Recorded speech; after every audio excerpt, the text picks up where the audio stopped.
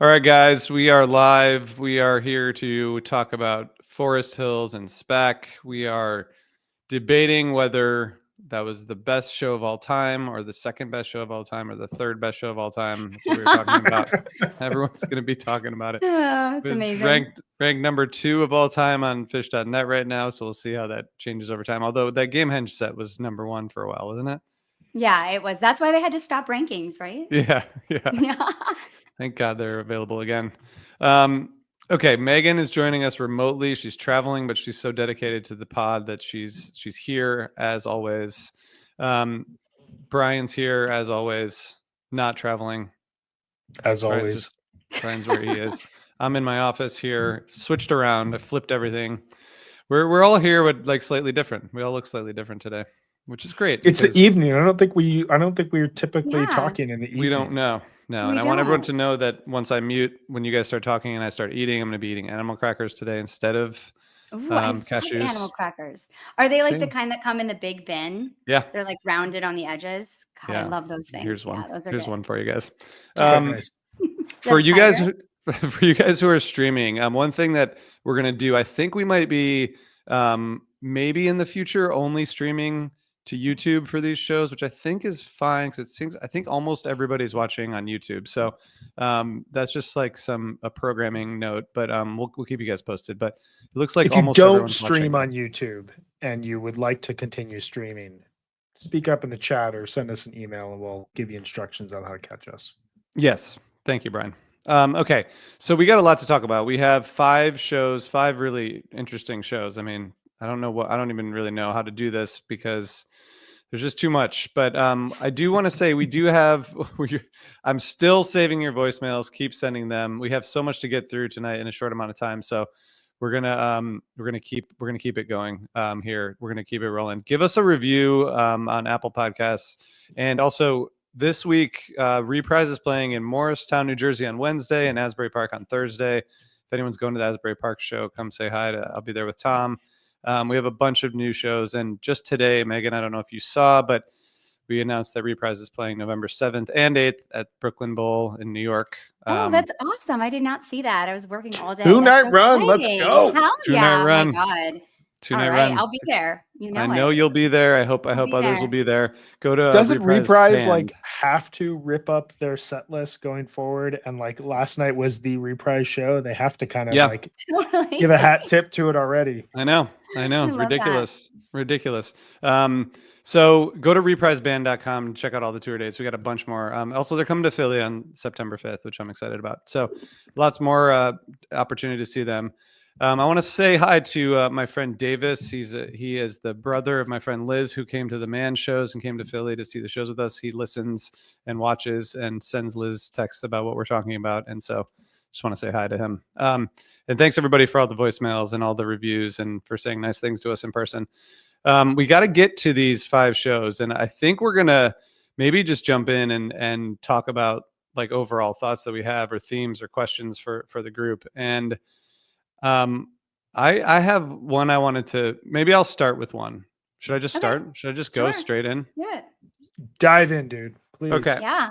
So I guess the thing that I'm hearing in these 5 shows differently, starting with the first night of SPAC, I guess most prominently is Paige kind of using those crazy like haunting chanting effects, which are fucking crazy and showed up throughout those 3 SPAC shows, but also like it just seemed like he was really like entering the jams at different times with like Forest Hills Night 2 in the Wave of Hope. He kind of like when it starts getting spacey and slow, he's like in there with like just delivering these like textured soundscapes. I guess he's probably been doing that the whole tour, but for some reason for me it felt more prominent these last 5 shows. I don't know if you guys like, is he just pressing more buttons? Am I like just not hearing it in the other shows? I don't know. Has it been different the past 5 shows? Do you guys think? I mean, it's been there, but it was not there as much as I think you're absolutely right. Like there was a noticeable step up with it, especially with SPAC, but I would say even parts of the Forest Hills, especially night 2, there was some weird soundscapes happen that night. I mean, it kind of, we were talking about this a couple weeks ago. I think we were recapping Charleston and Columbus, and we were talking about how My take was it felt like there was a bit of transition going on towards these more cleaner, fully realized melodic jams that weren't going as dark or as deep or kind of atmospheric as we had heard in 2024. We're kind of talking about reasons why. And one of the things I thought was whether intentionally or not, Page was not going to this space earlier in the tour. And as a result, a lot of the jams seem to fall on, does Trey have a melody that he wants to play for the next 6 minutes? And can Fishman keep up with that pace? And then, what is Mike doing under the surface? But it seemed like a lot of what Mike and Paige were doing was supporting the melodies Trey was putting forward. And it almost seems like, who knows? Are they having conversations about this? Is just the natural flow of things. But they had gotten to a place by the last week where they were able to kind of connect around a melody that Trey came up with, or Mike came up with, or Paige came up with on a dime and build those into really beautiful, sustained peaks. So when they had a little bit of space, they knew they could go to that. So why not explore a new area that they're not exploring as much? And so you heard that in the disease, you heard that in the chalk dust, parts of the, I don't know, seventh Tweezer reprise, the long one. Yeah. You were kind of hearing this like scattered way more in the last few shows of the weekend, which I think you're insinuating like led to a little bit more depth and a little bit more exploration within these jams than we had heard, even through a great tour thus far. Yeah, I really heard that. I think for me, what I was thinking about today was after I left the shows, I saw Forest Hills and then the first 2 nights of SPAC. I really felt like they were discovering new sounds. And then when I thought about it more, I actually think that it's not necessarily that. I think what it is that all the jamming or most of the jamming up until this point in the tour, this last week, was really groove based, like you're saying, Brian, really melodic or like building to a Trey peak. And I think that led them to a place of really great patience. And I think what it felt like to me at SPAC that they were doing so well, and a little bit at Forest Hills too, was using this groove based kind of underneath and allowing these dramatic soundscapes to build on top of that. And so it added a lot of layers and more depth, and also playing with this patience in a way they just haven't on this tour yet.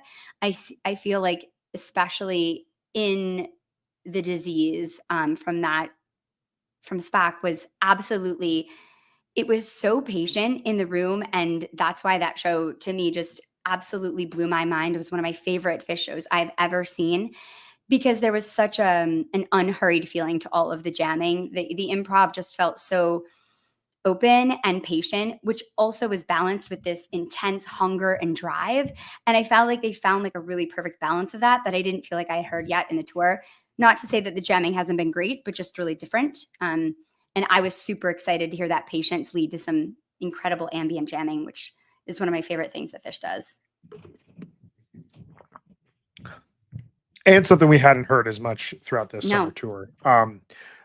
RJ, you have famously, world famously talked about moments where you thought the band hasn't evolved sonically.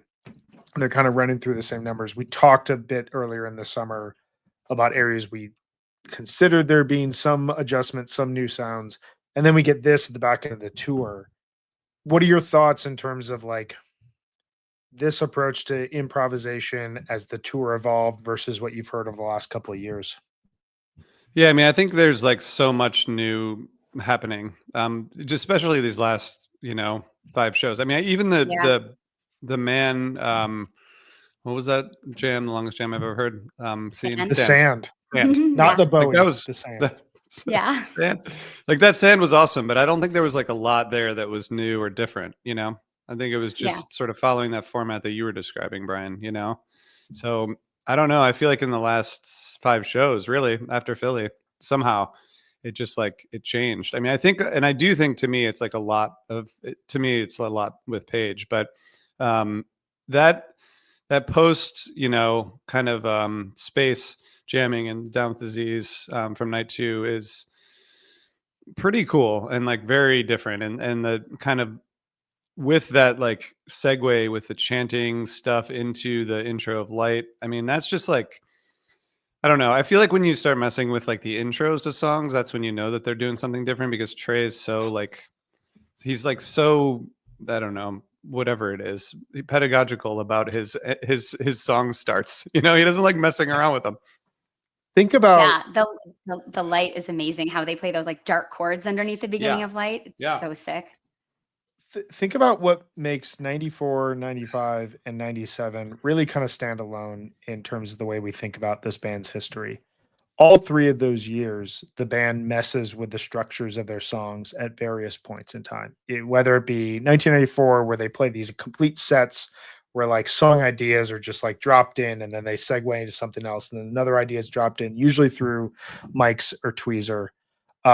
95, especially in the fall tour, you start to get like well, and even in the summer tour, you get these deep extended bouts of improvisation that change how we think of these songs. There's more segues, like you think about the way that they utilize stash and break that apart in the fall tour, especially the Orlando show, and then 97, where there's kind of like funk thrown into all these Harry Hoods, Run Like an Antelope's, Yems, like these like big songs in Phish history get like the funk treatment over and over again.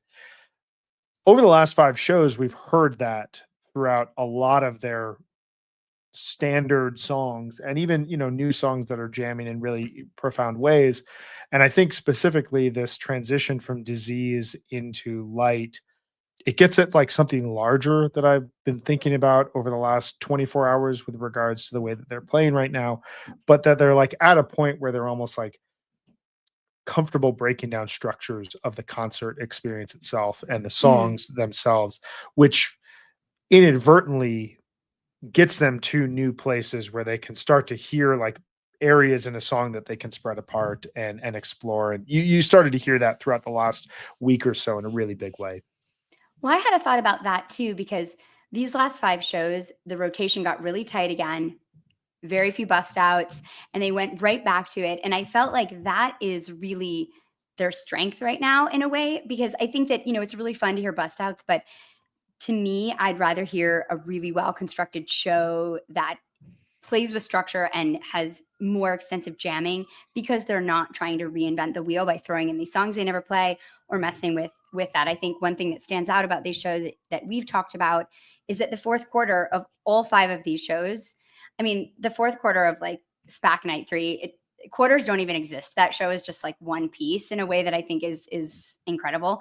But the fourth quarter of both Forest Hill shows and Night 1 and 2 of SPAC are absolutely perfect. You think about like Forest Hills Night 1, you have a 5-song second set. You've got a big jam in that fourth quarter in the Carini, 2 smaller jams, a ballad, then a celebratory perfectly played classic. They were leaning on like ending these shows with like Hood and Fluffhead and just songs that they know that they can just like play perfectly well and bring to like a perfect peak. Forest Hills Night 2, 20-minute Ruby Waves, A Life Beyond the Dream, totally earned. And then Character Zero is like your celebration peak. And then SPAC Night 1, you've got a 5-song second set, which followed 2 big jams, an earned ballad, a jammed out Piper, and an ER that had like a rocking jam, which is amazing. And then SPAC Night 2, the fourth quarter has that life-saving gun, which is just absolutely unbelievable. I mean, that jam's so hard. It's such a great fourth quarter call. You got another ballad and then a celebratory perfectly played classic. So I think Trey was really tightening the rotation and making those fourth quarters so strong, and that just added such a flow to those sets that really stood out. Yeah. You mentioned like adhering from bust outs or going away from bust outs. SPAC Night 1 had a 12 show average gap. Night 2 had an 8 show average gap. Night 3 had a 7 show average gap. To your point, they really just said like, screw it with messing with the set list via songs. Let's mess with the set list via the actual playing. Yes, please. Sign me up. Yeah. Yeah. And I think like nobody really cares, right? Like we'll take that, play the same songs every 7 shows and do that. It's great. Yeah, totally. But Megan, you saw 2 versions of probably almost everything. Not almost everything, but like a lot. Yeah. In 4 shows, I saw a lot of repeats. Yeah. Like I didn't have time yet to go back and look, but I saw a lot of repeats, but I didn't care because the shows were that good. Yeah. Yeah. And bust outs are cool, but I think for me, it's better in like an encore after you play like an incredibly well, like narrative set that just has great flow. And I was blown away by these shows that I saw. I mean, I think 4 shows in a row that just absolutely every night I left like with my jaw on the floor was pretty incredible. I think starting set 2 of Forest Hills, they were on like they just couldn't miss. Yeah. And this is just go ahead. really quick. Sorry. Really Go quick. ahead, please. This is a good point from Foreman. They couldn't do what they did over the last 5 shows over a 23 night tour. And I think that's So true. that's totally fair.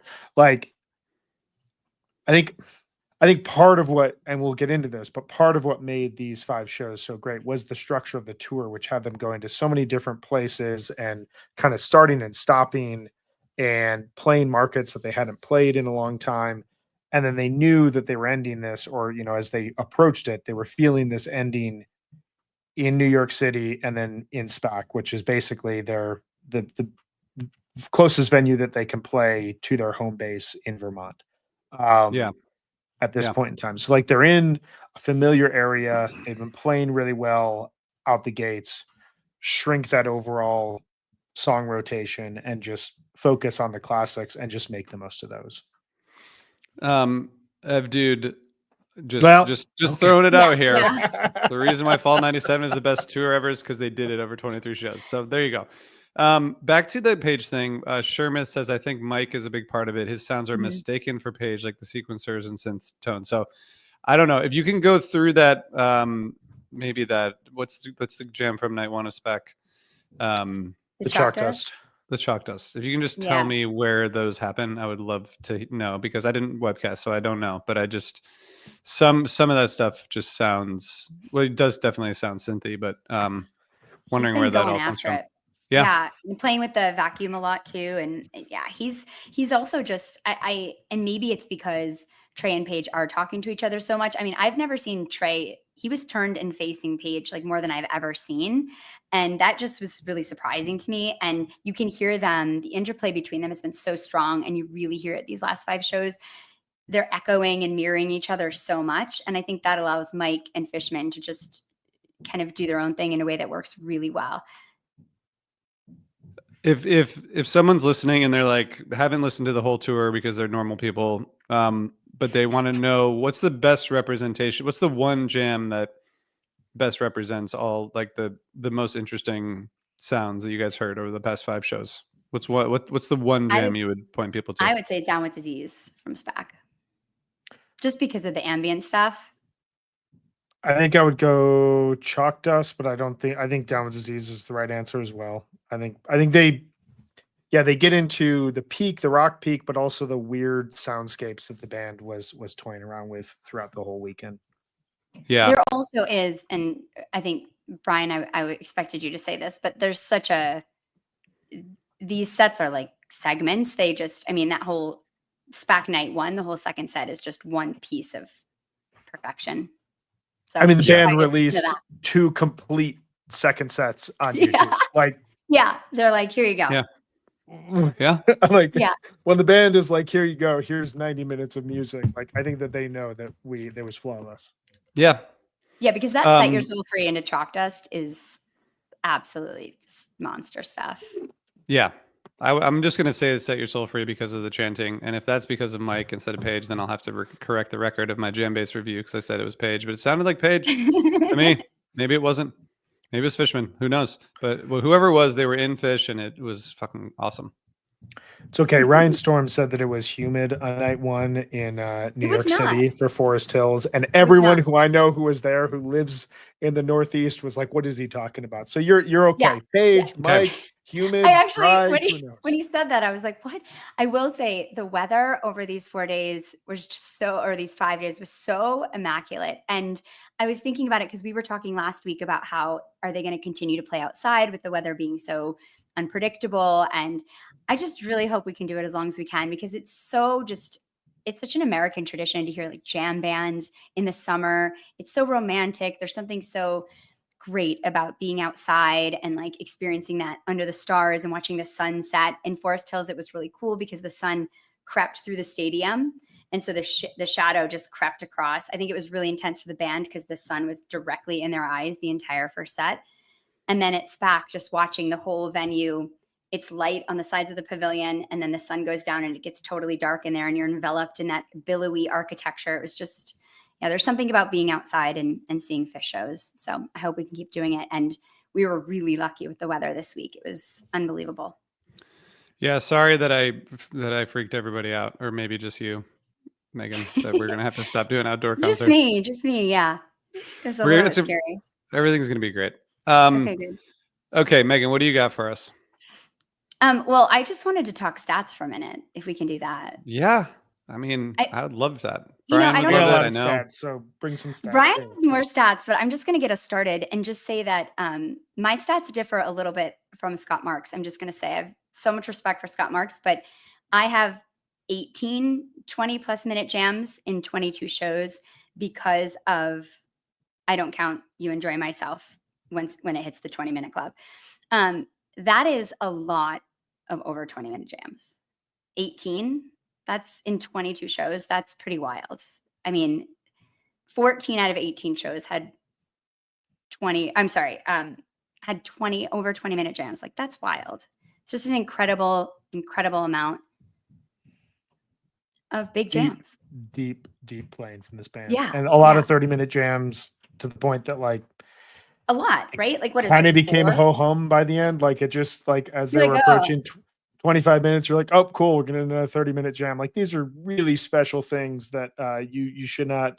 This is like what it must have been like to be like a Warriors fan in the mid 2010s. Like, titles in 3 out of 4 years. Like, come on. I mean, I was a kid doing that as a Bulls fan. Like, at a certain point, you just, like, kind of throw your hands up. Like, multiple 40-minute jams, these segment sets, like, it's just crazy. It becomes an embarrassment of riches. It felt like that, like almost 30-minute Ruby Waves or like a 28-minute Carini. You're like, just a great show. Nothing really to write home about, but it's just unbelievable. Brian, I want to hear your stats. Well, are we ready to get into big picture stuff? Yeah. I mean, that's our whole thing. Although I will say I got a message from someone on Instagram today. I won't say their name just in case they didn't want me to, but I think it was Instagram, maybe it was somewhere else, that said that they were missing our dive into specific shows because they haven't been able. They feel less knowledgeable about the shows themselves because we're talking thematically. I think that was obviously an intentional choice by us, but you know, if you want to get into any specifics as you go through your big picture, Brian, if you want to, you know, if you want to go macro and then micro, I know you have something planned. So I just want to encourage you to kind of do it all. We could do highlights too after. Yeah. Well, why don't I fuse a bit of both? Because I have one thing I was thinking about that I think can get into the big picture aspect of it and lead to that conversation, but also give our dear listener out there. We're doing this all for one listener, right? So everyone else, close your ears. Just for you. So I was thinking, because these 5 shows, one of the really unique aspects about them is that they have all really fantastic second sets that you want to listen to in full, which is a really rare thing. And so I was thinking about, how do you structure a fantastic second set? What do you need? And I wanted to pose some ideas for you guys here. I'll throw in some highlights as evidence of what we did see. And if there's anything I'm missing, please, everyone chime in. So number one, and then we're talking fantastic second sets. We've all seen great second sets. We've all seen good second sets. We've probably all seen some bad second sets. Okay. Fantastic. This is like a tier above. We are talking about, like, you press play, there are no skips type of thing.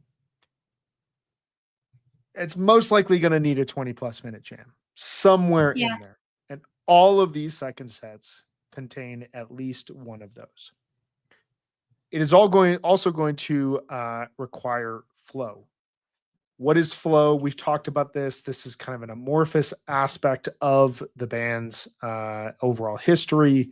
Flow can come in very many shapes and sizes and song selections and jamming, but you know it when you hear it. You know when the band plays a song and there's kind of there's a collective embrace rather than scattered groans or scattered applause. You know that, like, you feel this kind of continuation of energy. You also know that the band needs to be revisiting the well. If they introduce a jamming idea in one song, even if we have 2 or 3 songs that don't jam, the next song that jams, it's got to kind of go back to not the specific styles the band was playing with, but kind of toy around that like jams upon jams feel.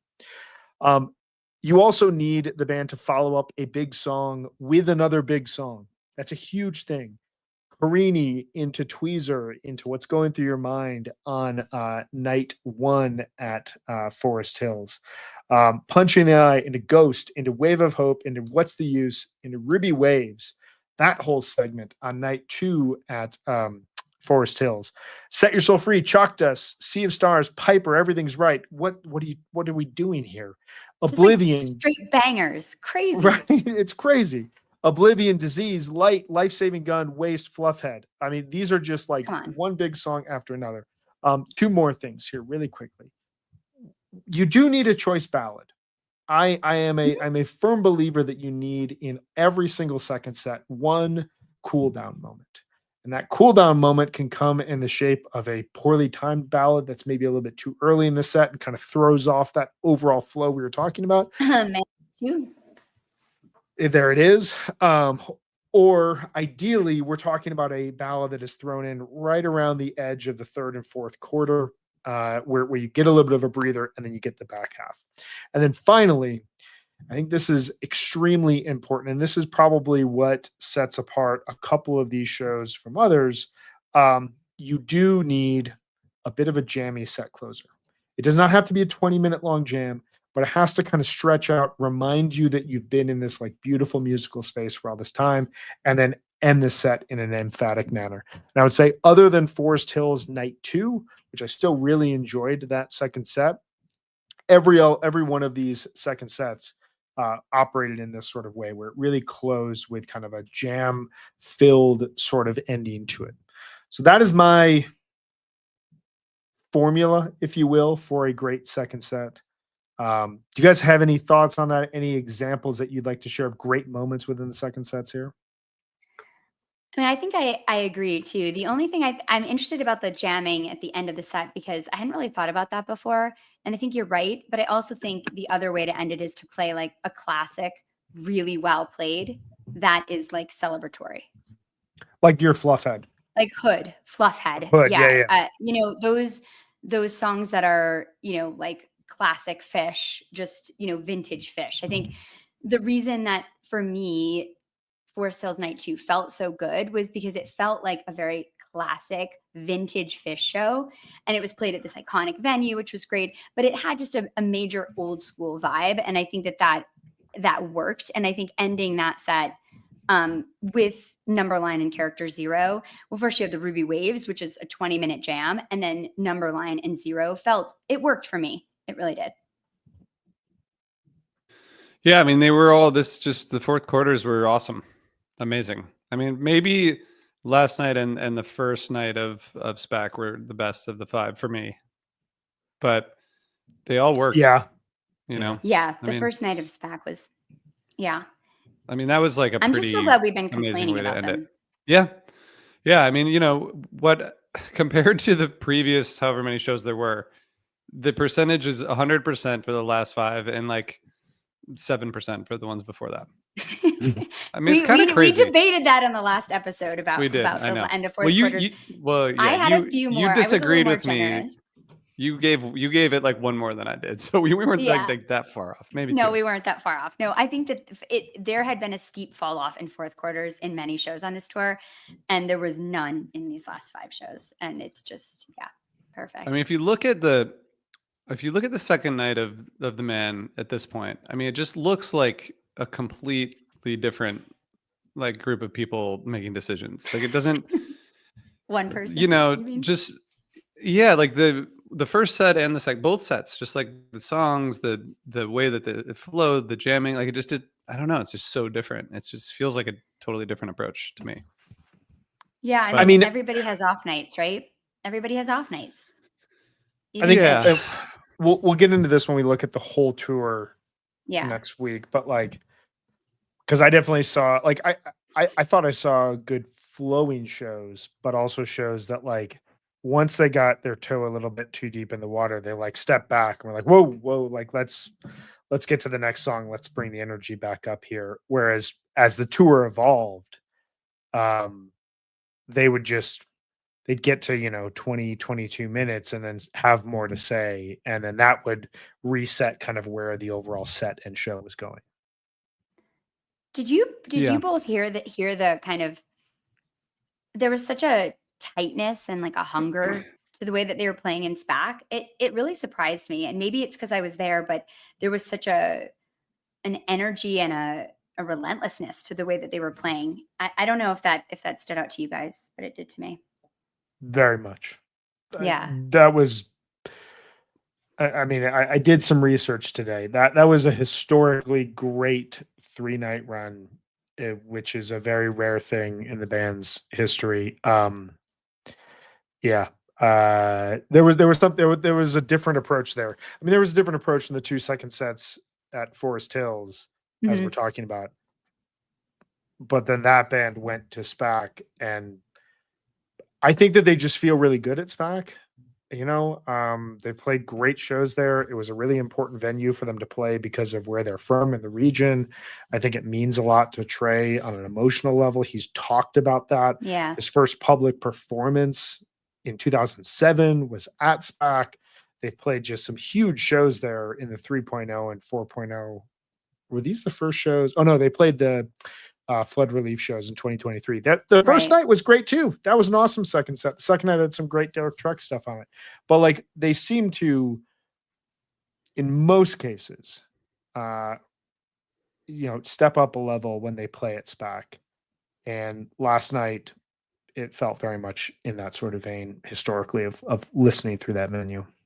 Yeah, I've never been there, and I think it just timing wise, I was always on like a family vacation when they were there or something, because I've been in New York for so long, but I've never been to SPAC. And there is something so dramatic about going to see shows at that venue, just walking into a state park, walking over that little creek, and you're in those giant trees, and it felt super heady. Like everybody there felt so focused. I think the difference between that and Forest Hills, the vibes at Forest Hills were awesome. Everybody was super pumped, but the amount of chompers were out of control. I mean, at one point, every single group of people around me were talking on night one. And in SPAC, not a single person was chomping in the pavilion. Like it was so laser focused, and there was such I don't know, there just was an incredible vibe. There was a lot of kids there, and there was just a really great, it just felt really old school. And so I don't know, maybe it was just right time, right place for that. But yeah, I think you're right. I think that show, the first show especially, had a really nice nod to history. I felt like RJ, you talked really eloquently about that in your Jam Base recap, but it just had a historical feel. It had a mid-90s feel where you walked out of every show and you were just like, how is that better than last night? I can't even believe it. Yeah.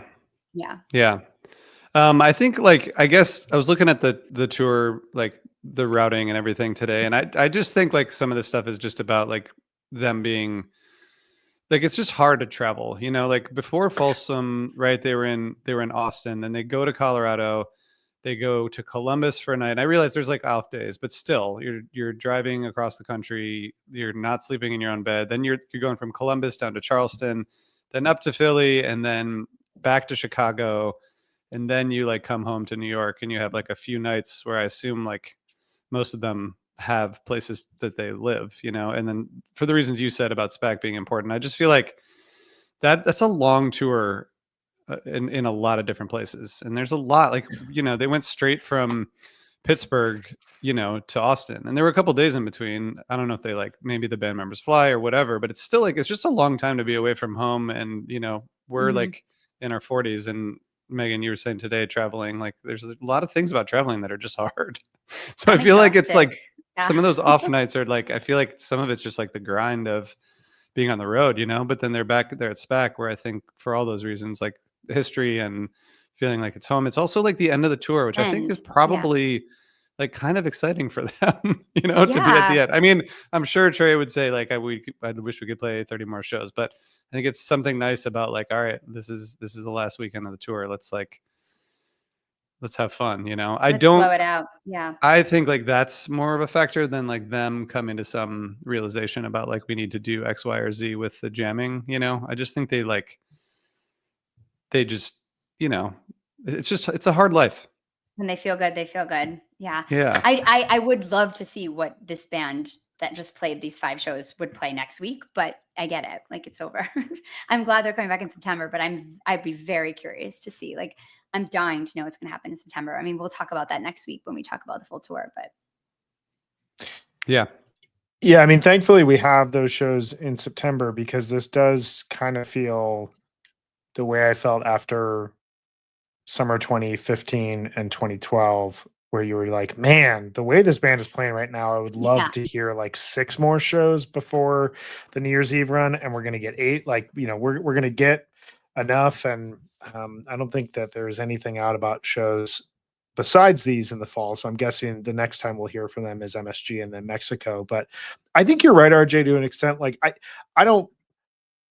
This band put a no analyze rule on themselves 27 years ago. I don't think that they're really breaking that at this point in time, but I also don't think it's as simple as they just walk on stage and whatever they play, they play. Like, I think that these are multimillionaire professional musicians who have clearly over the last 6 years remade their sound in a really phenomenal way, come back from the brink over the last 20 years and accomplish things that they didn't need to accomplish following the closing of the band in 2004, but I think like has also written new chapters for them. So like they're definitely thinking about this stuff, but I think you're right that like a lot of this probably is like subconscious, like upgrades to like the software, and then you Mhm. mix that with the tour's ending and we don't have Dicks this year, so we're like, this is it until mid-September. Like, this is the end of the tour,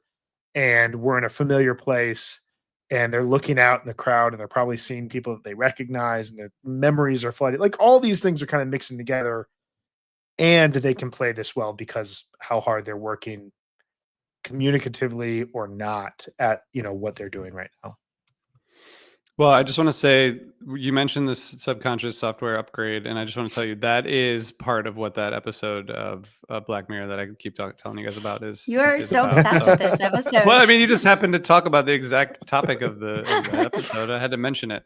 I guess, Megan, you were at most of these shows. Like, it seems to me like one other difference between these 5 shows is that besides maybe the first night of Forest Hills, you could argue, the other 4 have like a huge tentpole first set jam, which I think is like, Yeah.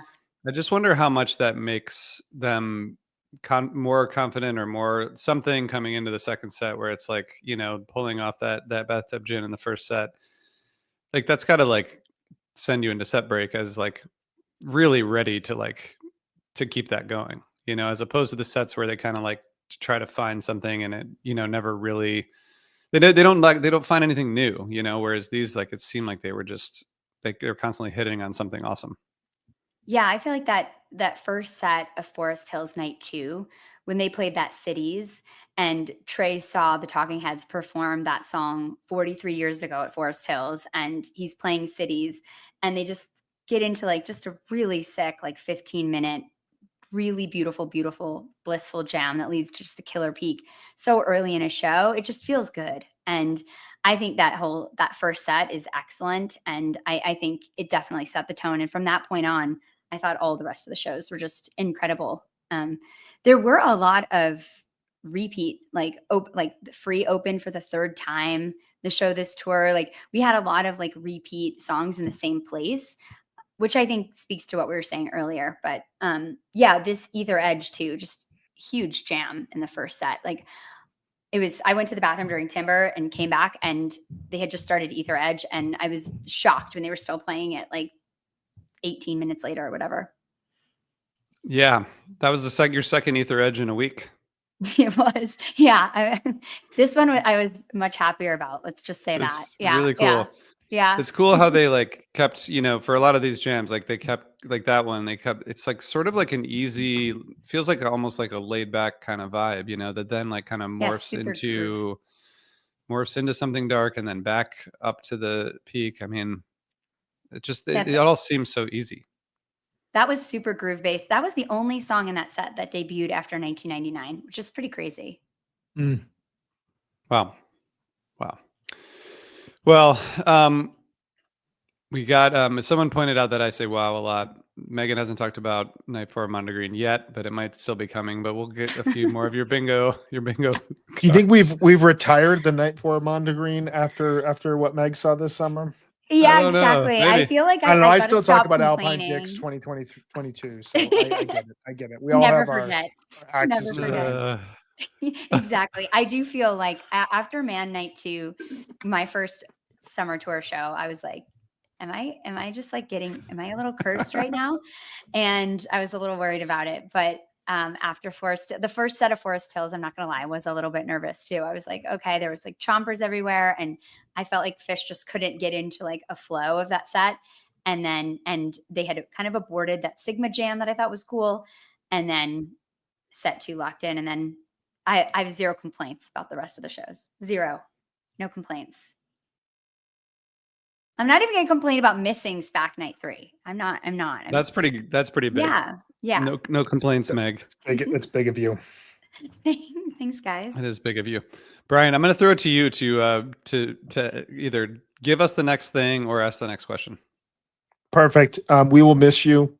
We're about to take things into heavy context zone. I hope you score 10 buckets. Thank Hope you. one of them is a turnaround a la Dirk. I feel like you could shoot like Dirk, that over Yeah. your head shot. I feel like Once in a while, once in a while. I just try to contribute, guys. You can be the top The scorer one- tonight. The Yeah, well, one-footed fadeaway. Thank you, Megan. Play That's so like nice. Phish playing a fourth quarter at SPAC. Okay. Thank you. We'll see you, bud. All right. So, Meg, Brian. I'm trying to figure out exactly how to like communicate this. So last night's show was really good. And as the show was going on, the text thread airwaves were just lighting up. Yes.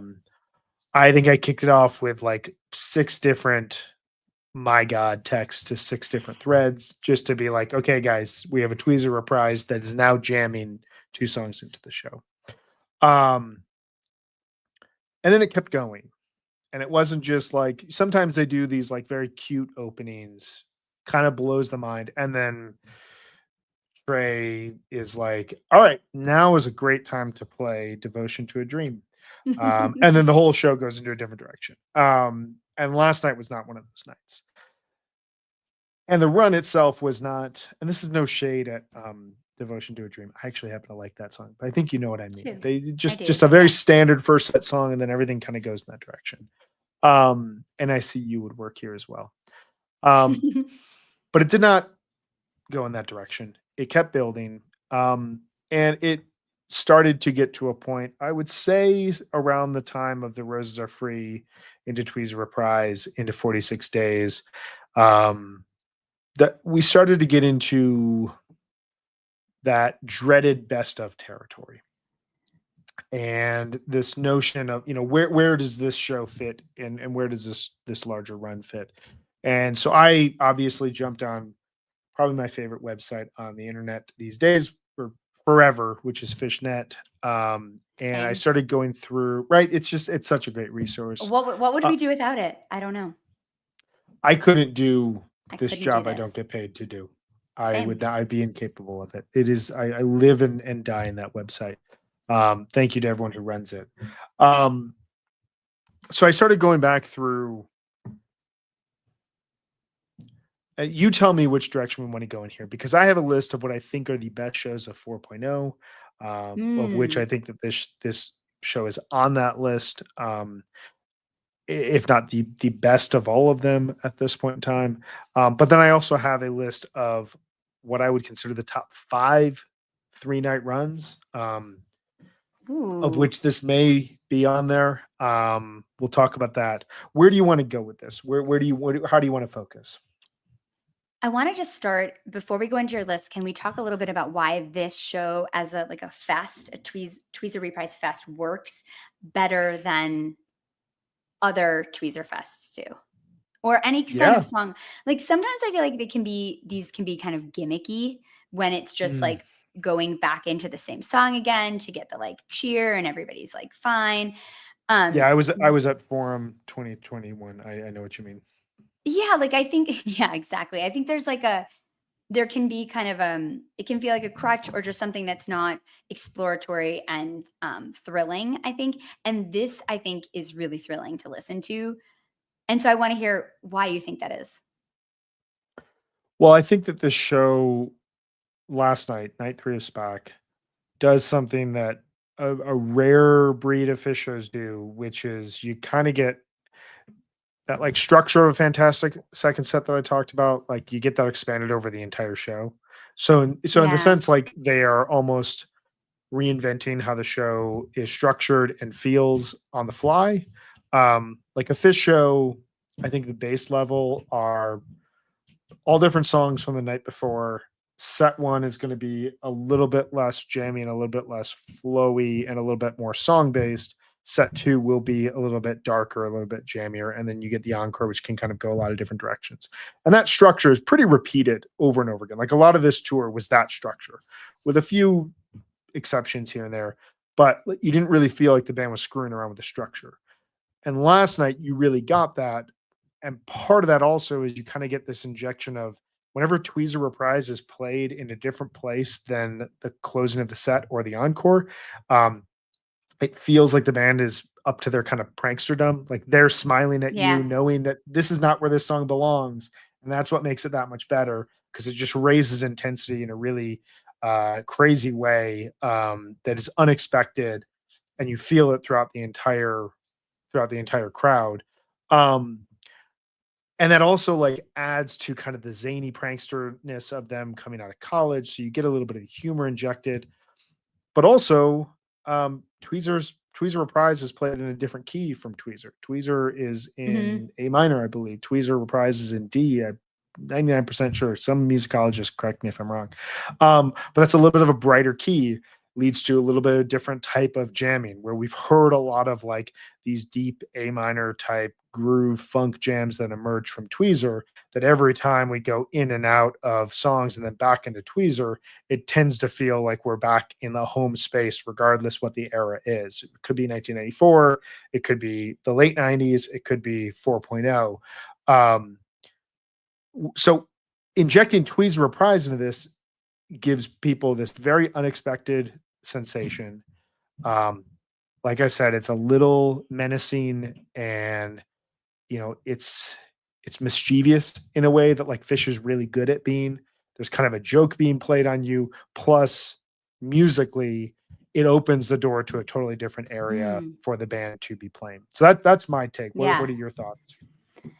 Yeah, I think the two things that I think make this one work so well are this when you play a really good kind of fast show, the segues are what's really important to me. And these segues are incredible and they never feel forced. Thinking about the one out of Reba is just like, oh my God, it's so incredible.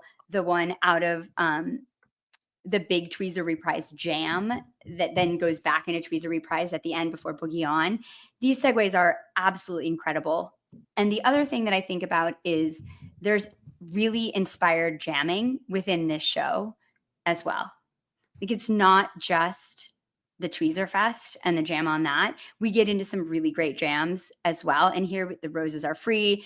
You've got the really great the Tweezer Reprise jam that's long. I mean, there's a bunch of like really great jams in the show. And I think that's kind of what elevates it for me as well. Shermith has a really good point here, and it's in line with what you're saying. That part of it is that Tweezer Fest go to the Tweezer Rip. So every single jam that we're in kind of resolves in the boom bada bada bada bada bada. And this Yeah. one goes rather than into the speedy version of that riff, this goes into an ascending riff that I think they can find a little bit easier, and it allows them Mm, to build intensity while you're realizing what they're going into. So there's like two things happening at once. Like they're figuring out a new peak that you weren't expecting to happen, but then you yeah. recognize, oh my God, that's Tweezer Reprise. We're back in it. It is interesting just kind of thinking about this tour at large that we started the tour with Sunday Night in Manchester, a really amazing Tweezer Fest. I Hmm. thought that was one of the most inventive and really just like complete musical versions of the Tweezer Fest that we've ever heard, and really Yeah. felt like a 4.0 version of it, where you really only get like 3 tweezers in like a 5-6 song set, and everything jams. Just a very spectacular kind of modern approach to that structure and that idea. And And then talk we about end the tour. building on to your Yeah. jams upon jams feeling. Those tweezers each built upon in an incredible way. Yeah, by the end of it, like you're jamming on, these deconstructed ideas based on what was happening in the more funky groove based Hmm. version 2-3 songs earlier. Yeah. Um Sorry, I interrupted you though. You were saying though, and then the tour ends with the tweezer well, and reprise then the fest. tour Is ends that with a Tweezer Reprise Fest. Like it's a cool mirror of where the band is at, where they're kind of messing around with structures in a big way. I don't know. I thought I think to your question, you're just accomplishing a lot by throwing Tweezer Reprise in there versus Tweezer, because it's a familiar feeling, but it's a completely new one as well.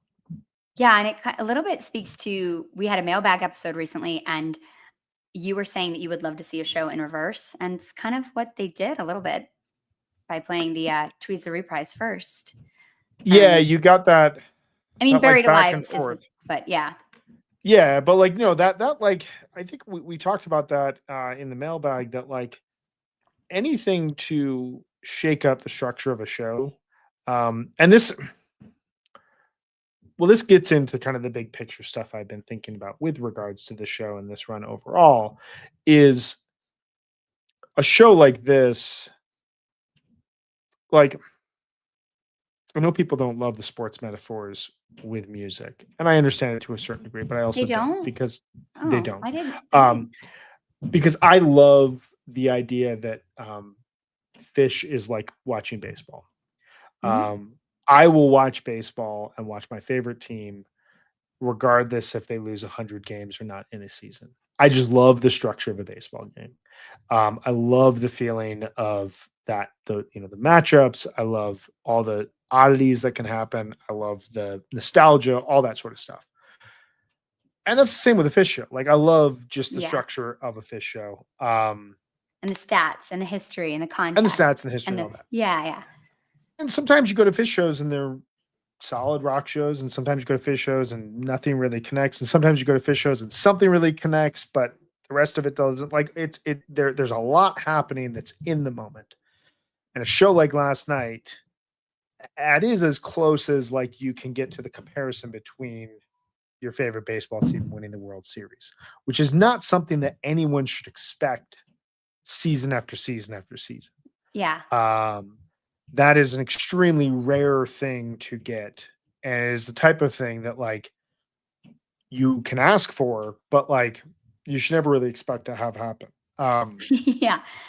I think that's what felt so crazy about SPAC, is that each night, like after SPAC night one, it kind of felt like we were playing with house money. I thought that show was so excellent that when we went into night two, the first set was so great. And then the second set, I literally was just standing there like, I can't believe this is happening when I was listening to that Down with Disease. And then to come for the third night and have it be trumped again is just, it's rare. And I want to hear this list of the best three show runs ever. Well, so yes, so this is kind of where my head's at, because Okay. I figured, and I was texting with a few friends Saturday morning, and we were like, well, tonight's probably going to be the Saturday night special. Yeah. We're definitely getting like a 2001 that's a little ill placed and is only like 6 minutes long, and then goes into Possum, whatever, like that Yeah. like fourth quarter that we've come to expect. And we were talking, we were like, after last night's second set, I could care less what they play for the remainder of the weekend. Totally. And that feeling, like, when they come out and play a show like they play on Friday, I think your expectation, rightly so, is like, well, that's the best show we're going to see this weekend. 100%. You're still going to have fun at the other ones. I don't need to qualify this, but like, you're still going to have fun, but like you don't think that they're going to reach those highs again. And it's very rare that they do. And sometimes they do. And when they do, holy shit. And so I went back and I looked at all of the 3-night runs that they've played since winter 1993. And I kind of took a loose structure of like, okay, what are the runs where the first night kind of exceeds all expectations.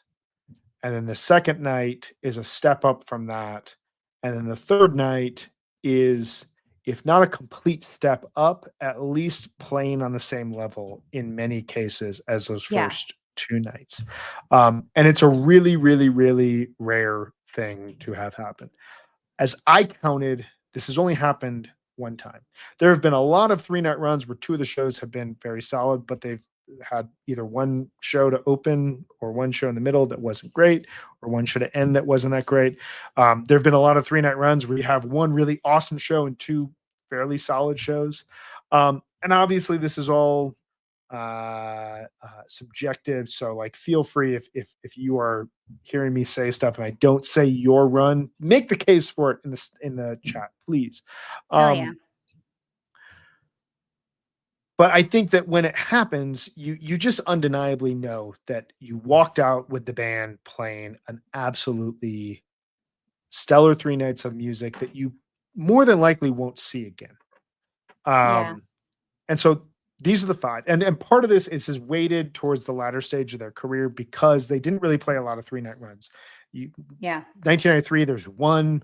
1994, there's one, maybe two. 1995, there's only one. Like, it wasn't really until the 3-point, like, they didn't play 3 nights at Deer Creek until 2000.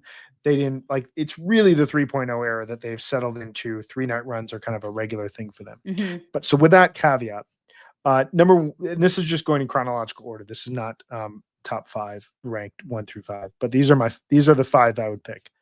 Fox 95, absolutely. Every single one of those shows is complete fire. They open the run with Tweezer Reprise into Divided Sky. There's an amazing bathtub gin in that first show. The second show, I believe, has, I think it's great Bowie in that show, but the show flows really nicely. The third night, you've got a Yem and a Crossroads mixed in here somewhere. You've got a great Mike's Groove. Like, you just have huge songs and huge moments stretched out, and all 3 of those shows are completely listenable. I've heard that there are audio issues with the recordings that the band has, which is why we've never had it released officially on Soundboard, but that is one of my long begged for 3-night run box sets. Jumping ahead, we got a question about this from one of our dedicated listeners, and he is correct. MSG 97, 12/29/97. Hell yeah. You got sick jamming in Theme from the Bottom and Run Like an Antelope up front. Really wild, kind of stretched out Fluffhead. Set 2, you've got a huge Tube. You've got a huge Disease. You've got a great Yem. I mean, there's just awesome stuff in there. And then the last 3 are in 3.0, 4.0. Dick's 2012. Fuck Your Face shows night 1. Dick's Lights night 2. Sand, Ghost, Piper is night 3. Magnaball, that first show is pretty close to perfection for a two-set welcome show to a festival. Day 2 is, personally speaking, the best Phish day I've ever had. It started at 3:00 in the afternoon, ended at like 1:00, 2:00 in the morning with the drive-in jam. Tweezer Caspian, awesome deep jamming in the third set. And then night 3, while I don't think it reached the heights of those first 2 shows, is very old school, really cool flowing second set, plus an awesome Yem encore. And then SPAC 25, where we've got the first show, you have a 4-song, 5-song complete second set that you just have to hear to believe. The second night goes back to the well. Big songs, huge song choices, no real let up. The only ballad is one of kind of everyone's favorite songs, the first acoustic guitar song every dude who likes Phish learns how to play. And then the third night is just an all-time classic with Tweezer Reprise everywhere, jamming everywhere. The first Tweezer encore, Harry Hood to close out the overall tour. Just very special stuff. So those are my list of 5. It's Fox 95, MSG 97, Dick's 12, Magnaball, and SPAC 25. Your thoughts on that? That's just an incredible list, and I feel lucky that I saw almost 2 of them. I guess 2 of the 3 of SPAC, but yeah, and I was at 97.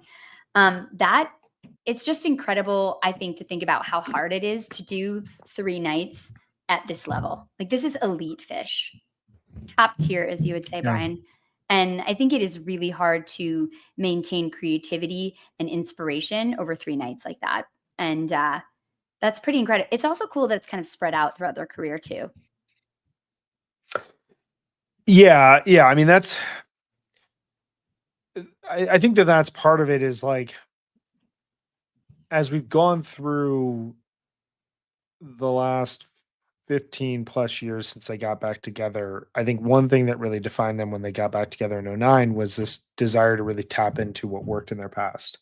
Yeah. And what made them uh really special as a band, and really want to push and pull at the boundaries that they were kind of in musically.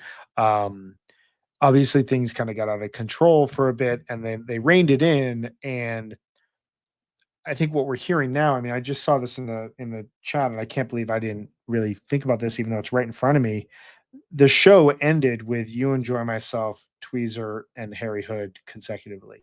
Yeah. Like, this is a band that is taking a deep look at their past, um, Yeah. I consciously or think not, but like they are, and trying to reinterpret what those songs can mean 40 years later. absolutely. I think that the one thing that really defined these 5 shows is really classic Phish. So many classic Phish songs. Like, I think, and using their new songs to jam, basically, as jam vehicles. I think that really stands out. And if you think about when those 3-night runs were, it 95, 97, 12, 15, and 25, like, it's a pretty top moments in Phish history, I think. I mean, I think 2025 is shaping up. I mean, I think, we had a lot of questions, and we'll talk about this next week when we talk about the tour, but the end of this tour really elevated it massively. Yeah, I don't really have questions like I did 3 or 4 weeks ago. Yeah. Um, like, I think that we've watched, and I think we'll talk about this next week, but we've watched the band not like completely reinvent themselves, but I think find a new gear of creativity faster than we've really ever found them doing that in the past. You know, we talked about Fall '96 on our top 25 tours series.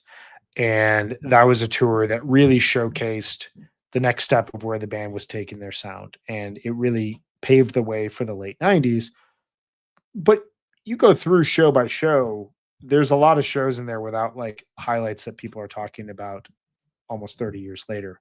There are a lot of shows that are like very by the book fish structured shows with little improvisation, kind of pretty similar songs. They were pushing an album at the time as well. Um, you think about like 2014, 2016, like full years where it felt like they were kind of working through new ideas and it wasn't fully translate to the stage. It seemed to us, and to what we were thinking about early on in this tour, was that the band had kind of hit the end of a road of sorts of a style of jamming that they'd been pushing for 4 or 5 Yeah. years. It made sense for them to try to figure out what was new. And, there were a couple shows on this tour where the kind of up and down nature of trying to figure out the next approach and the new sounds definitely impacted things. But I mean, yeah, by the end of this tour, they sound like a band that is completely on fire again and playing new ideas and new sounds. Like I just went back and I've been going through so many 2025 jams over the last couple of weeks, and there's an excitement to these Yeah. past 5 shows and the jamming. I mean, it really reminds me of the end of the summer 2003 tour, where they played Burgettstown, Mm. 2 nights at Camden, and it. And you really heard a band that had been back together for about 10 months, about a year at that point in time. They'd been playing for 7 months, but they recorded Round Room. They played promotional shows. They'd been back together for about a year. And by that 5-night run to close out summer 2003, you heard them taking risks and with confidence and pushing themselves and incorporating new sounds and new ideas within songs and coming up with full segments like the rock and roll, Seven Below, Sense and Subtle Sounds, exploring the space within a song like Waste, stretching a song like 46 Days out as far as it would go, reinventing what the Ghost Jam vehicle could sound like, Twist being this like minimalistic groove machine at Camden, like so many different moments in those 5 shows where it really felt like the band was taking a step forward. And obviously we know that they didn't play together for another 4 months, and things kind of spiraled quickly, and we lost the band within a year at that point in time. So for this to happen now when they're so healthy and we have Yeah. shows 6 weeks from now, like, it's just it you feel really lucky having this band here right now. Yeah, me too. I hope that they listen to some of these jams before they set out in September again. I know that's not really their thing, but it'd be sick if they did because I'd love to see this going on. One thing I wanted to say was that, and this I want to get to your list about 4.0 shows, is I walked out of SPAC Night 2 thinking that was one of the best shows of the year, and I stand by that still. And then after last night, thinking that this was potentially one of the best shows of 4.0, which is just crazy. So I want to hear this list that you have. So, I mean, because I was texting with a couple trusted confidants about this last night, and saying this is the best of a year of an era is something we try to avoid until we absolutely have It's to. very hyperbolic. It's just you get to that point and you start just like saying about everything, and nobody wants to do that, and so we try to really restrain ourselves. But by the second or the Tweezer Reprise jam that came out of Golden Age, they had suddenly played a jam that was on the level in all the cases with what they had played the previous 2 nights in terms of just deep, prodding, wild improvisation, that made us think, okay, now we have not only the flow of set 1, not only the shock value, not only the humor, but now we have like really deep, wild jamming in this show. This is wild stuff. Which puts it in a very special category. So I came up with this list could be whittled down. So feel free out there in the comments to come in with any sort of critiques of this or add a show that you think I'm missing. But I went through all the set lists for 4.0, went through where I've got jams on various lists, and I came up with this large list that I think encapsulates just the best shows of the era post COVID. Um, and this show is very much on there. And I'd be curious where people think that this lands.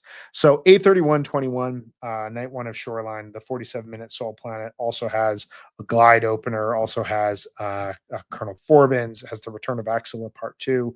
Like that is a kind of a turning point show where like the goals of 4.0 were suddenly raised, which is always such a fun thing about August 2021 Phish.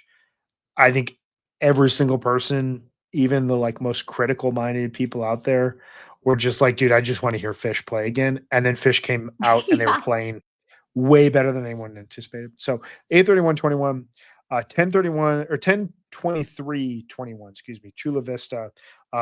Talk about like a structural breakdown show. You've got a lot of jamming in really weird places. You've got random bust outs, huge fourth quarter jams, and Piper. 1028-21, the Numbers show. Someone was talking about that in the chat, that was kind of the last big gimmick show where like you have a big overarching theme that carries the night. That was all numbers based songs that you had a ton of huge jams in. 7/28/23, night 1 of the MSG run in summer 2023. Amazing show. Huge 20-minute wave of hope to kick things off. Big cities, big flowing second set. Flow, the key flow, ended with a gigantic wild melt. Opened with that cool evening song. Like that was just such a vibe. Evening song, kind of foreshadowing. 2/23/24, night 3 in Mexico 2024, where you've got really jammy, flowy set 1, 39-minute monster chalk dust in set 2, and a very good, you got a great Beneath the Sea of Stars, some really cool stuff to end that set. 4/21/24, night 4 of the Sphere. This is the show that had a 35-minute Disease plus 20-minute Light plus some outstanding jamming in set 1. That Ghost in set 1 is unbelievable. 8/15/24, I think this is the show of last year, night one of Mondegreen. Huge segment with a gigantic What's Going Through Your Mind, Chalk Dust, Light, big MoMA opener, big wave of hope in set one. 8:30:24 from Dick's. This was the Chalk Dust, Sand, Ruby, non-segue suite of songs in the second set, plus some amazing jamming in the first set in No Men's and as well as Steam. And then last night, 7:27:25 from SPAC, where you get the Tweez reprise carries us through. Thoughts on that? Anything that you think I should take off? Anything I'm missing here? No, it's just I kind of forgot of this year. I'm like, wow, seems like so long ago now. No, I think that's an excellent list. I mean, I think that this year, the best shows to me from this year have been the Bill Graham night one, the Manchester night 3. I think Philly night 1 was really good. And then, I mean, I don't even know what you do about SPAC. I think you just take all 3 of them. I don't know. I mean, it's kind of wild, but I think probably the best show of the year so far is SPAC night 3. But I think the other 2 nights at SPAC are so solid. I mean, night 2 of SPAC has got to be up there. I had to create a whole new tier for last night's show. So we have tier 1, the Iculus tier, which is last night's show. I saw that on your note. It was thrilling. Tier 1A is night 1 of San Francisco, night 3 of Manchester, night 1 of Philly, and then the first 2 nights of SPAC. I don't think you can. SPAC. Yeah, I don't think you can escape this year without those shows being highly represented. The whole run. I don't know if they'll do this anymore because they kind of only do this for archival releases, but that's a box set. All 3 of those. Oh my God, right? Yeah, just press play on all of them. As incredible purpose as Iculus tier above S tier. I mean, Iculus tier it is S tier. This is as good as it gets. I got to see Brian at SPAC. That was awesome. Oh, that's amazing. Yeah. So what else do we have to say about these shows here before I guess I will say, for anyone who is like, why is he wearing a t-shirt? He only wears collared shirts these shows. I'll just show you guys right now. It's the first thing I said to you when you came on. I know. So this is an important thing. If you ever see a Phish show with me, there's a required at the end when we're leaving the show. I'm going to put an album on in the car ride home. Okay. And that album for me is going to be kind of a reflection of the show. Maybe the show wasn't the greatest show and I need a little bit of a pick me up, And so like I put on like an older album that I really love and just like, okay, cool. Let's get back in the groove of the weekend of a Phish tour. Pretty much every night leaving Boulder was Warren Zevon because you just need really solid, contemplative, a bit left of center lyricism and poetry. But the very special nights, the best nights, we leave the venue listening to Tonight's the Night from Mr. Neil Young. Yeah. And I felt it was only appropriate coming into this episode that we wear the shirt because coming out of this run, it is a Tonight's the Night run. This is as good as it gets. So those of you watching, that is why I'm not dressed up for the podcast today. You dressed up just in a special way. I love it. Dressed up. Yeah, I agree. I can't say enough about this run. I haven't seen shows back to back like that, I guess, since probably the 1997 MSG run, I guess. That's just, I can't imagine. I can't remember another time when I saw shows that strong back to back. So it's pretty thrilling. Yeah. Quite a way to end the tour. That's been the theme here in the chat that, every tour ender is melancholy in a way because we get into this great rhythm of either going to the shows or, I look forward every night that they're webcasting. We're hanging out. We've got it on TV. The kids get excited for it. My son's gotten to a point where he stays up into the second set and watches it and asks a bunch of questions. I love it. I love the whole rhythm. I love listening back to highlights the next morning. I love talking through things with everyone, trying to figure out where the band is at right now, what they're doing. And when they end a tour like this, I think kind of similar to the, the baseball analogy, when your team wins a World Series, which I've only had happen once in my life, for about 6 weeks, you're kind of just like dumbfounded and you're like, I've got no questions. I just have joy. And I don't really Yeah. have a lot of questions right now about this band, which is wild considering the shows I saw this summer and considering, Yeah. you know, where we were at like 3 weeks ago. Not worried, but like, okay, what is going like are we what are we working through? Is everyone on the same page? Um, to end like this and walk off as emphatically as they did last night and over the last run, um, I think you just have to be feeling really awesome about the state of this band right now. We'll say it again. They have nothing left to prove, and yet they continue to play as though they have everything to prove. And that is my favorite approach to art and my favorite approach to music. And I'm just so thankful that we get to experience this with this band. And I can't wait to not only talk about the tour at large with you next week, but also bring back our Rushmore series. We've got a Yeah. huge episode to kick things off. We've got a big draft coming up. We are not forgetting Dick's this year, guys. We are doing a Yeah. Dick's draft in a couple of weeks, and then before you know it, we'll be talking about fall tour, which I will be calling fall tour. I don't, even though it happens during summer, it's going to be fall tour. Well, and it's disconnected from this, so that makes sense. But yeah, Right. I have that feeling of my daughter loves her birthday so much, and every year on her birthday, she would, the lead up is so big. She's like a countdown on her phone, and the birthday is such a big thing. And every night on her birthday, when she was younger, I would go into her bed to say goodnight to her, and she'd be crying, and she'd be like, "It's just so sad that it's over." And I think that that's kind of there's a bittersweet feeling to something that's so spectacular and ends so strongly. And I think the band's feeling that way too. Mike put a really cute video out today, feeling like just expressing his gratitude and great vibes about the tour and the stride they hit and how great it felt. And, I think they're just feeling really great. And we always say on this show that we're critical and we're analytical because they're this good. And this is one of those runs that just shows exactly why we have such high expectations. Zero That's complaints. That's it. And yeah, the Christmas analogy is it's a good one because we got fall, we'll have MSG, we'll have Mexico, but like this was the one thing that made me sad leaving the Boulder shows was it was the Yeah. first time I have no idea the next time I'm gonna see this band because I don't know if they're coming back to Dick's. I don't know, like we don't know what's gonna happen. So I hear you. The good news is we have a lot of great music to continue to listen back to. I continue to make playlists. I got to update my best of 4.0 playlist and send it out to everyone. I'm working through an all timer Phish Jams playlist on Live Oh my Phish. I God. intend That's to get back to amazing. that. We also have other bands we have to dedicate some time to as well. Plus, there's new music. It just never ends. I will answer just a couple questions here from the chat because I think that they're relevant right now. What song is Rushmore? Spill the beans. The next Rushmore will be the week of August 11th. I don't know the exact time that or date we're recording, but that will be AC/DC Bag.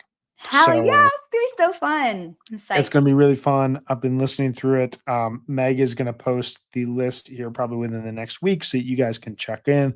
But AC/DC Bag will be up next. And then we get back into it. We've got like, I don't know, What am like I picking 10. next, Brian? After AC/DC Bag is a new song. Sigma Oasis will be Meg's selection the week Yes. after. Love And then Sigma Oasis. we'll be doing our Dick's shows and jams draft, which will happen. So those are the next 3 episodes following our summer tour recap next week. We're going to do a big what all happened on this tour. What does it all mean? Favorite What does it all jams. mean? Favorite jams, all that sort of Yep. stuff. Meg, question for you from Ev Dude. Are you a yay or nay on another Forest Hills run? I don't think it's going to happen. It was so small, and I don't know if that venue is really equipped to handle that many Phish fans. But I will say that I loved the venue. It's so intimate. There's not a single bad seat in the venue. The sightlines are incredible, and being outdoors in that environment is incredible. When you're looking at the stage, I was like dead on the second night. There is when you look over to the left of the stage, there's all these Tudor homes that are there. And then behind that is kind of like the brutalist modern architecture buildings. And behind that are these glass skyscrapers. And so it's kind of these 3 historical points of architecture in New York City while you're watching a Phish show. It's absolutely magical. So I think it would be really cool, but I don't think it's going to happen again. And too many chompers. So I'm split. I feel the same way for opposite reasons about Folsom. I think that the size definitely impacted their ability to go back there. And I think that they'll go to Dick's as well. I think that this was a summer of testing a few things out.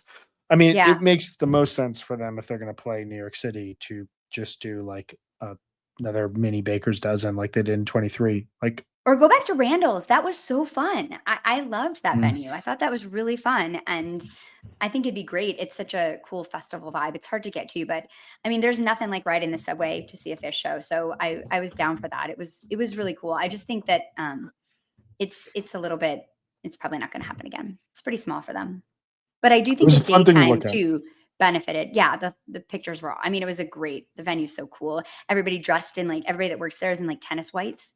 It's that's awesome. It's that's really, awesome. really cool. Yeah. But I think early start is hard for the band. Like, I think the sun was in their eyes the whole time. It's not really a vibe. You know, I think maybe Folsom suffered from that a little bit too. I don't know. It's tough to try new things. I mean, I think things worked out really nicely at Forest Hills, but I think you're right logistically. One additional question. I think that I'm giving you the right answer here.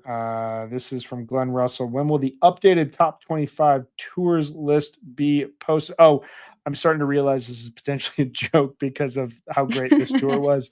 So, ha ha ha. We will do top 25 tours again at some point, just probably not for 20 years. But I am posting, just so you have it, the link to the blog post with the top 25 tours in case someone is looking for that and in need of reading through that. That has all the jam recommendations, all the show recommendations in there. And I have about 5 shirts left, maybe 4 or 5 shirts left. So if you want one, they're going to go soon. And I'm sorry if I haven't sent out one that you've ordered. I've been traveling with shows and then work this week. So I'm getting them out next week. They're great shirts. Very comfy. Sherman says, if they can't do Dick's, I'd love another Folsom run. I heard rumors of a Halloween ball arena. That would be the end of me seeing Phish. Not into that. Sherman, we need to see you at Phish shows. I have not heard anything about a ball arena show. What's that? What's ball arena? That's where the Nuggets play. It's right downtown Denver. Oh, okay. I'd be into it. It's not the most concert aesthetically pleasing venue. It's kind of like them playing the United Center. I don't know. I keep going back and forth on if I want them to play Dick's or Folsom again. I just want. You love Dick's, right? I mean, I love Dick's. Yeah. It's just, it is like the chill factor of Folsom for these old bones. Really, it's beautiful. There's nothing to worry about. But I would just like for the people who run Dick's and Folsom to accept that they're hosting a 3 to 4 night Phish run and act accordingly. That's all I'm asking for. Just get over it. What is this nonsense about booking a band and then being like, mad about it? Don't be yourselves. Like, what are you doing here? And like, how much money are we bringing into your neighborhood? Like, come on. Like, that's ridiculous. I will also say that I saw the SPAC vibe was so chill that I saw over 2 days 1 nitrous tank. Yeah. 1. It was SPAC is so pretty magical. Chill there. Yeah. It was really a nice change after being at the Man, which was like 4,000 nitrous tanks around everywhere. I did think I might break my no travel for Phish after 100 shows agreement I made with myself to go to SPAC at some point in a future year. Knowing it won't be. Maybe we can see a show together. 25. That would be very nice. But I love that venue. It's very idyllic. It's beautiful. It definitely has that old school feel. So anyway, without RJ, we are just running our fourth we quarter. We have nobody to keep us. We've just gone a life beyond the dream into 2001, into Character Zero, into Possum, because 1 set closer is not enough. So we're going to leave you all with this. Hopefully we did justice to 5 really remarkable shows, including an excellent 3-night run to close out the summer 2025 tour and an all-timer show. We'll be back next week. We'll announce the date and time to run through the entire tour. And then we'll be back with Rushmore, back to regular business. Thank you all for hanging with us. Thank you all for chatting it up here. Thank you for coming to a nighttime taping of the Helping Friendly podcast after dark, if you will. We'll see you guys all soon, and hope that you all are enjoying all the jams and shows you have to listen back to. See you guys soon. Thanks, everyone.